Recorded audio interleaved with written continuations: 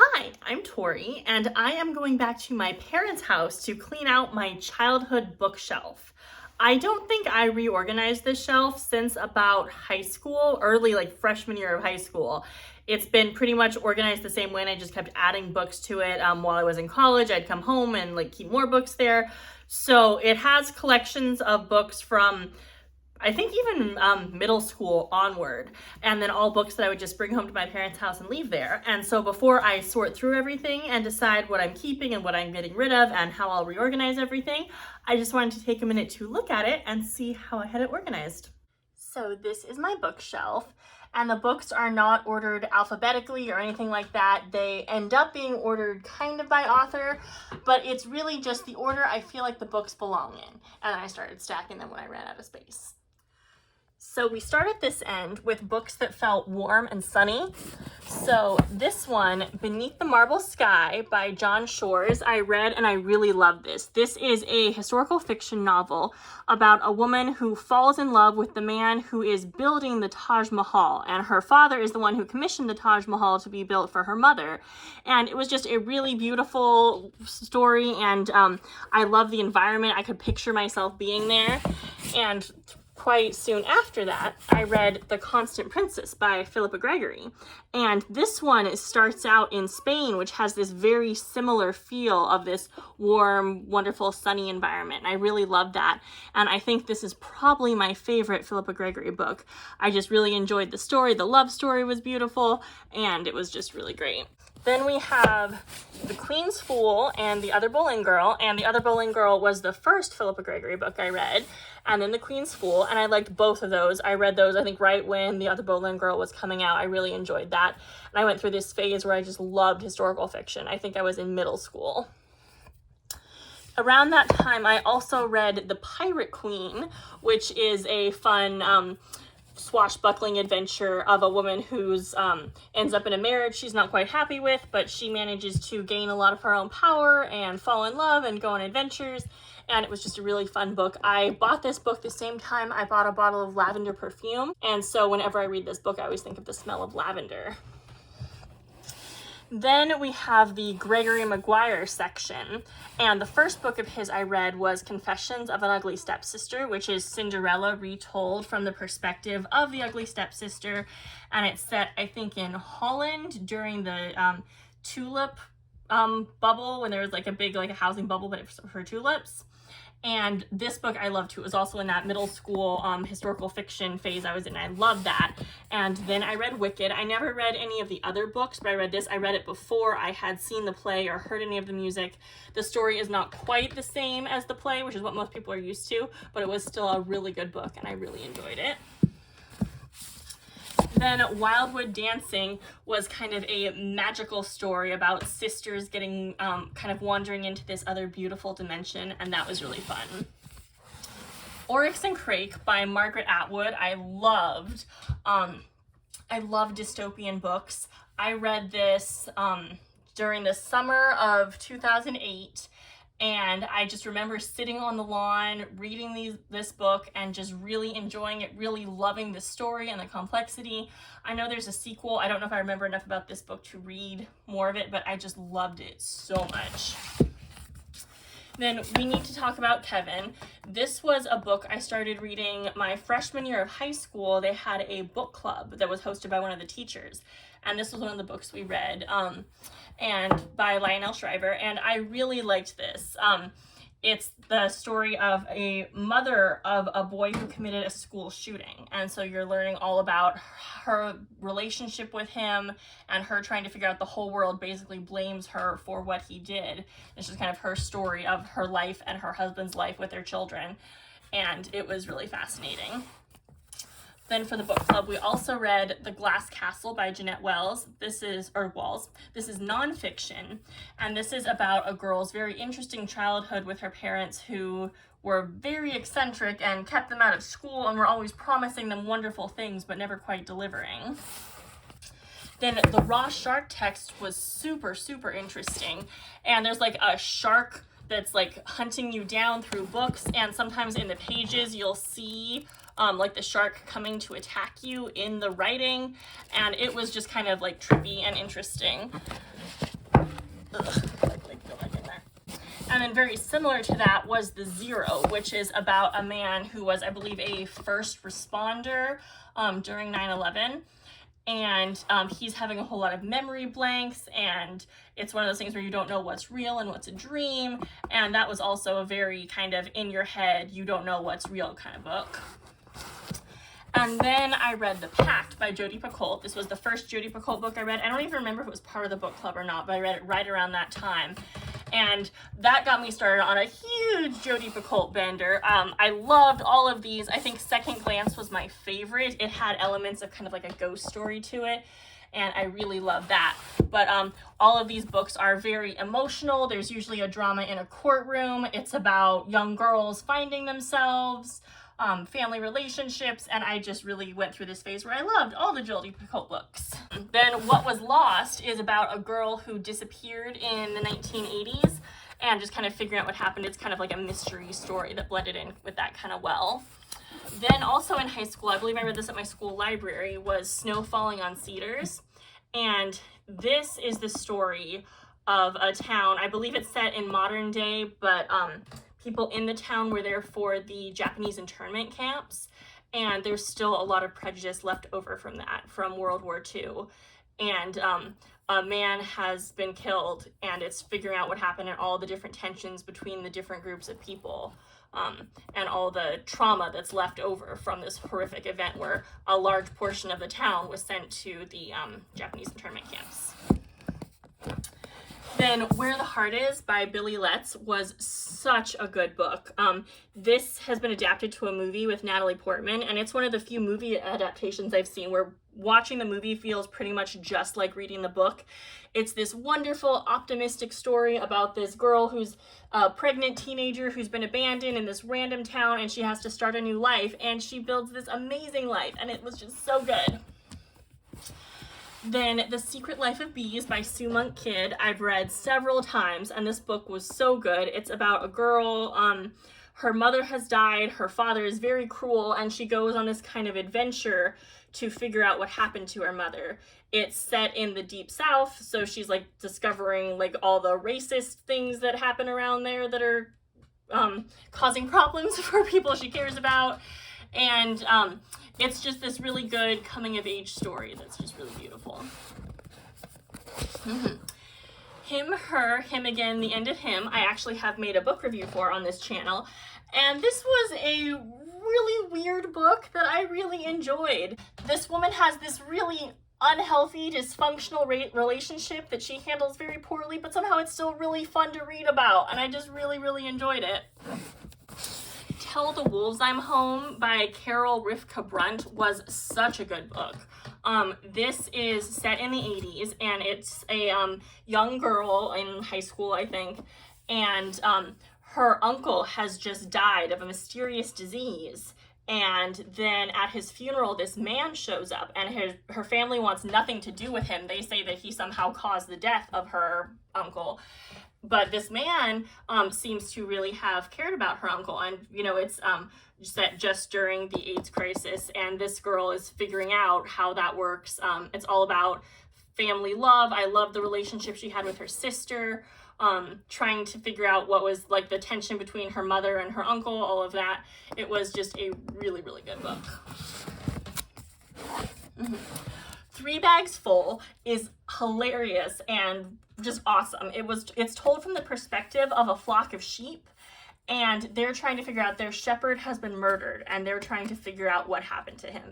And it was set in this beautiful little, I think it's set in Ireland or somewhere in the UK. It's coastal, it's fun, it was just so much fun. I read this book while I was at the beach on foggy days, and it was just perfect. The Reader by Bernard Schlink takes place a little bit after World War II, and it's about a young boy and an older woman who begin a romance, and them processing all the things that they've been through, and it was just a really good book. The Curious Incident of the Dog in the Nighttime is kind of a famous book about a boy who's on the autism spectrum and trying to process his father's relationship. A neighborhood pet has died, and that's what he's focused on, but it's discovering all of his relationship with all of that. And I liked it, but the book I read before it that I actually liked more was The Speed of Dark by Elizabeth Moon, which is also about a man on the autism spectrum, and he's a bit higher functioning. He's an adult who does manage to live alone, but I think just because I read this book first, I really enjoyed it a lot. Kind of seeing all the things that he was accomplishing in his life and the way that he looked at the world. The Lovely Bones by Alice Sebold is the story of a girl who has been murdered, and she's telling you how she was murdered and then watching her family move on from that event. And it's a very kind of soft book about healing and moving on and recovering from trauma and just kind of learning how to grow again as a person. The Help by Kathryn Stockett was a huge hit. Most people have heard of it. It's the story of a woman who's telling the story of her Black maids and how they're being exploited. But now I know there's questions of if the author ended up exploiting her own maids to write this book, so that makes the whole message much less uplifting. Water for Elephants by Sarah Gruen is one of those books about running away and joining the circus. And it's, I believe it's a young man who was just about to finish vet school, but ended up joining the circus instead and being their vet, and just his adventure there. And it's a love story, it's a mystery, it's just really atmospheric. And even more atmospheric than that is The 13th Tale by Diane Setterfield. And this is about a woman who's going to go interview an author who's an old woman, and she's a recluse, and finding out her story. And she wrote all these really kind of grim, gritty fairy tale type stories. And she's trying to figure out the mystery of this woman's life and her missing story. And it's set in this dark old mansion. It's so creepy and atmospheric. It's the perfect book to read on like a rainy night when you're in a manor on the moors or something. The Monsters of Templeton was really interesting. This is about a woman who's made bad choices in her life. She's had an affair with a married man, and now she's pregnant. She's returning to her hometown. She makes bad choices, and yet somehow I didn't hate her. I almost always hate characters who make bad choices. But this one and Him, Her, Him Again, and The End of Him are the two books about people who make bad choices that I actually enjoyed reading. Chocolat is set in this small French town, and it's about a woman and her daughter who come to town and set up a chocolate shop, and then they just cause all kinds of havoc. They stir up all kinds of newfangled ideas and just kind of make everyone's lives better. Aristotle and Dante Discover the Secrets of the Universe is a beautiful, beautiful coming-of-age love story. It's two teenage boys. I actually didn't even read the paper book. I listened to the audiobook narrated by Lin-Manuel Miranda, and he does a beautiful job of telling the story of these two boys. They're both living in a close-knit Latino community, kind of coming to terms with themselves and who they want to be as adults, and it was just such a beautiful story. Bless Me Ultima, I think I read for school, but I really enjoyed. It's kind of like a magical realism book. I think it's set in New Mexico, and it's this boy learning about his traditions, and Ultima is his grandmother, and that was really beautiful.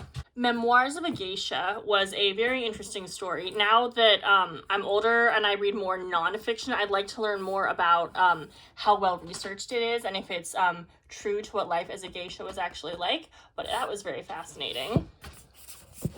Things Fall Apart was one of the books I like most of the ones that I had to read for high school, and it's it's set up as a tragedy. Like, we read it while we were studying like Shakespeare and things like that, and it is this small village in Africa. The main character is the leader of it, and as things start to change, there are lots of little changes, and then colonialism starts to happen.